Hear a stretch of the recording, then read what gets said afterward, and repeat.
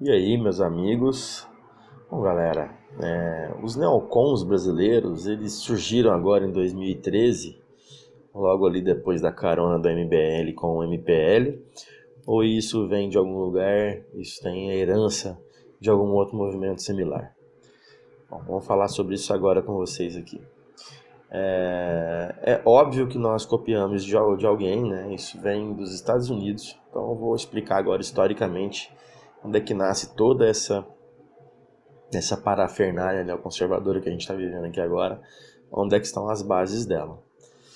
Os Estados Unidos, depois da guerra, somente nos anos 50, a partir dos anos 50, ele teve um momento de pujança, de crescimento e riqueza, né, de produção alta, venda, balança comercial sempre positiva.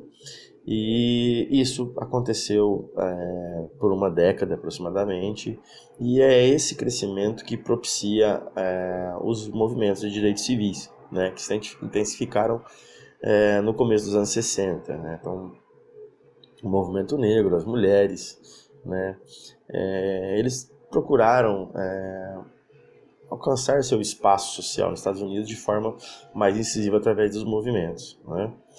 E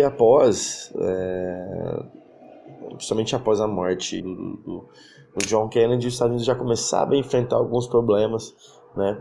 Porque países da Europa, o Japão, por exemplo, eles tinham se recuperado dos problemas da guerra e já estavam numa crescente de produção e de relações de comércio com o mundo. Então isso acabou por diminuir a produção e aumentar a inflação nos Estados Unidos, por exemplo, diminuiu o seu emprego. Então os Estados Unidos começou a viver um problema similar ali a você ter inflação e não ter produção. Você tem uma crise de produção e mesmo assim tem inflação, é a chamada estagflação. Então, logo após a morte do John Kennedy, assume o presidente Lyndon Johnson, que vem com uma série de programas, né, o que se chamou de Grande Sociedade. Grande Sociedade era um programa onde várias questões sociais eram atendidas através de programas como escola, saúde, crédito, e isso, obviamente, que isso custava ao Estado, né? O Estado gastava com isso aí. E, certamente, após 67, começou a ter-se um custo muito alto, né, com a guerra também. Então, os Estados Unidos tinham um custo dos programas sociais, mais o custo da guerra. E esse custo da guerra não era um custo só interno. Os Estados Unidos também aportava, né, ele financiava outros países também para que pudesse ter sucesso na guerra, né? E uma determinada parte da população começa a atacar os programas sociais como um problema, né, como causador do problema que se enfrentava no país naquela época em relação à economia, né? Esse grupo é um grupo que era contrário a todos os movimentos sociais e a qualquer tipo de assistencialismo do governo, né? Essas pessoas não eram coesas ainda, eles acreditavam que as ações do governo de inclusão acabavam por prejudicar mais ainda o país, uma vez que as pessoas optavam apenas por receber e viver dos planos de governo, né, dos quais eles acreditavam ser assistencialistas, né?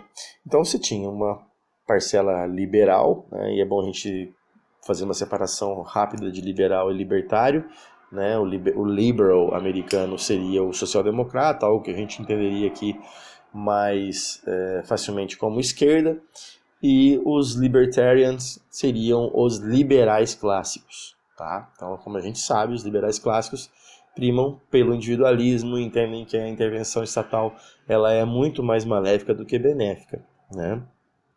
Então, obviamente que os libertarians, os liberais clássicos, entendiam que tudo que o governo fazia para ajudar, na verdade, prejudicava a economia e o próprio crescimento social, o crescimento das pessoas em âmbito individual, uma vez que a ajuda do Estado fazia as pessoas se tornarem preguiçosas, né? Isso independente das situações dessas pessoas. Todas as pessoas, para eles, eram assim. E você não tinha uma coesão, porque você tinha apenas um momento de efervescência no país, então eles apenas sozinhos às vezes não conseguiriam ter sucesso, né? Então precisaria se movimentar outras partes da sociedade que também se incomodavam com aqueles planos de governo ali, né? Então o que acontece? A ala conservadora da sociedade, ela, em essência, ela é contrária à ala liberal, porque ela entende que o excesso de individualismo acaba até criando um totalitarismo, né? Então que você deveria ter mudanças até para o individualismo, mas que o Estado viesse regrando isso de forma paulatina, de forma gradual. E os liberais acreditavam que não, que era o excesso de intervenção do Estado que poderia privar as pessoas dos seus potenciais individuais e aí tolhia o crescimento da sociedade como um todo, né? Mas sociedade mais no sentido de cada um dos indivíduos, né? Eles não entendem que a sociedade é um ser, é um ente, né? A sociedade não tem uma vontade, ela não tem um objetivo. Quem tem objetivo são indivíduos, né? Então existe essa diferença importante entre conservadores e liberais. O que os unia era o ideal antirrevolucionário, né? Ao ponto que as políticas de intervenção, inclusive de programas sociais, entendem que isso causa uma ruptura no país e tal, e isso teria algum teor revolucionário para eles. Então, nesse ponto, eles se uniram, tá?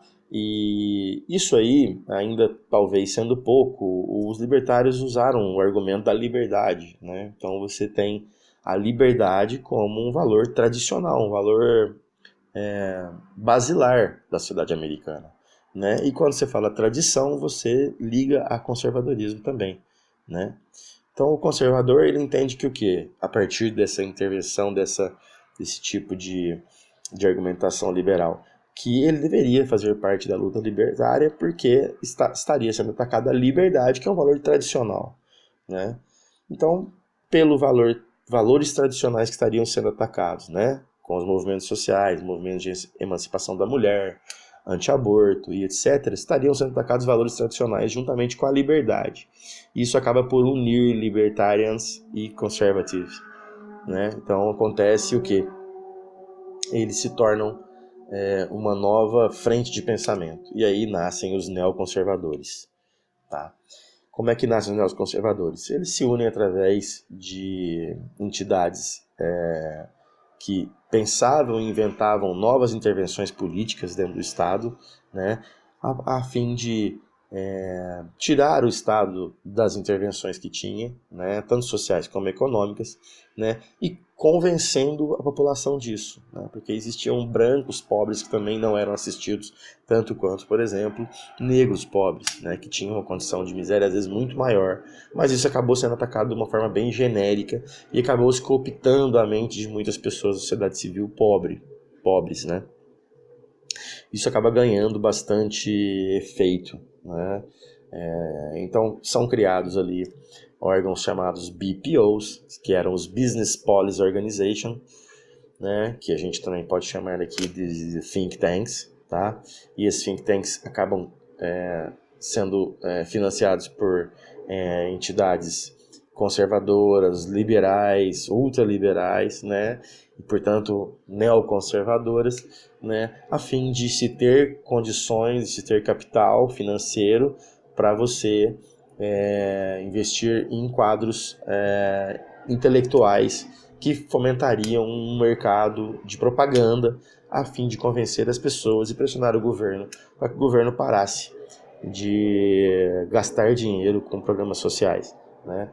E a guerra não era tão atacada assim, né? Mas é importante que houve esse movimento aí, tá? Então, entidades como o Heritage Foundation, o Hoover Institution, o Brookings Institute, o American Enterprise Institute, a Business Roundtable, então todas essas eram think tanks que trabalhavam para promover e desenvolver esse tipo de ideia, né? Então o presidente Lyndon Johnson acaba por não ser reeleito em 68, né?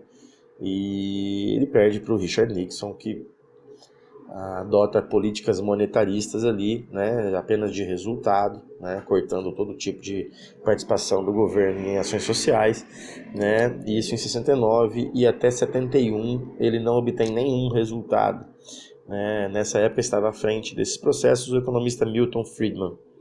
Em 71, como não tinha havido nenhum resultado, o Richard Nixon começa a aproveitar políticas da grande sociedade, né, da Great Society, que era aquele plano do Lyndon Johnson para programas sociais. E acontece que isso ainda assim se mantém a crise, né?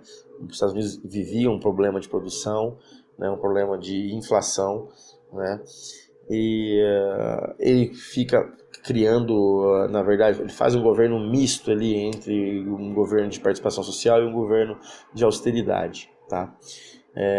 O Richard Nixon consegue ser reeleito em 74, mas logo depois acontece o problema do Watergate, que é aquela questão da espionagem, né, em que esteve envolvido o governo, e ele cai e assume o Gerald Ford no seu lugar. Assumindo Gerald Ford, a crise ainda permanece, e logo depois é eleito o Jimmy Carter, que é um democrata, tá? Mas, como ainda existia todo esse problema acontecendo, a população acreditava que aquele modelo anterior de participação do governo em políticas sociais, intervenção na economia, não era realmente o melhor, porque não se resolveu nada depois. Se criou uma crise tão grande que não se conseguiu resolvê-la. Portanto, através até mesmo de propaganda em demasia, como o Milton Friedman tinha programas na televisão, então isso fez com que criasse um imaginário de que o neoconservadorismo seria um caminho a ser explorado mais e que não deveria jogar aquilo fora. Então o Milton Friedman acaba conseguindo, através de propaganda, convencer a sociedade e forçar Jimmy Carter a ele pavimentar um caminho para as políticas neoconservadoras. Então, por ironia, um presidente democrata acaba por fazer o caminho para a acentuação dessas políticas neoconservadoras, né? Então Jimmy Carter pavimenta esse caminho. Ronald Reagan é eleito, né, sob a bandeira da luta contra o comunismo, na Guerra Fria no seu auge, né. Os anos 80 inteiro foram em relação a isso, a você atacar todas as conquistas de direitos civis em nome de um conservadorismo, em nome de uma retomada de uma sociedade maravilhosa que existia pretensamente, né, no ideário americano, mas que na verdade não existia, né? Mas essas lutas, né, macartistas, essa questão da não intervenção do Estado, onde o Estado era muito mais problema do que solução, isso era dito pelo próprio Ronald Reagan, e um investimento forte, né, em material bélico, né, em espionagem, né. Há quem diga que o Ronald Reagan ajudou a União Soviética a quebrar e deixar de existir, de tanto investir nisso, e a União Soviética ter que ir atrás e não ter condições de manter pelas suas condições econômicas e de até como a sua economia era baseada, né. Então, no final dos anos 80 já não se tem mais como manter aquilo. Houve uma determinada recuperação americana com essas políticas, né, de austeridade, mas dentro de outras bases que depois a gente pode discutir mais, que é a criação de uma forte intervenção, sim, do capital econômico no Estado, então sendo ele o substituto do Estado dessas ações, mas apropriando-se de todas as possibilidades de qualquer intervenção. Então, ao invés do Estado intervia o mercado no lugar, né, e o sistema financeiro americano é a bagunça que é até hoje por causa disso, né? Mas todos esses valores de família tradicional, de as emancipações acontecidas com as mulheres em relação ao aborto, né, a discussão sobre drogas, né, o movimento negro, isso para o americano conservador foram ataques que aconteceram à tradicionalidade americana, né? Então, essa herança neoconservadora é a que a gente está herdando aqui hoje, com todas as frases de efeito que a gente escuta aqui hoje, tá? Então, era muito igual, de fato, os movimentos que acontecem hoje no Brasil em relação aos ideais conservadores, com o que aconteceram naquela época e foram herdados diretamente daquilo, tá? Então, não sei se vocês sabiam disso, se tem alguma coisa a acrescentar, por favor, acrescentem, né? Eu quis só passar aqui a base, né, e os think tanks, o quanto são importantes nesse novo ideário conservador brasileiro, né? Então, o que vocês pensam a respeito? Se gostaram do vídeo, dê um like, por favor, né? Se inscrevam no canal, compartilhe esse vídeo que é importante, essa informação, né? Deixe seu comentário, né? Traz temas para mim, eu quero fazer, e em breve eu tô de volta. Aquele abraço, galera.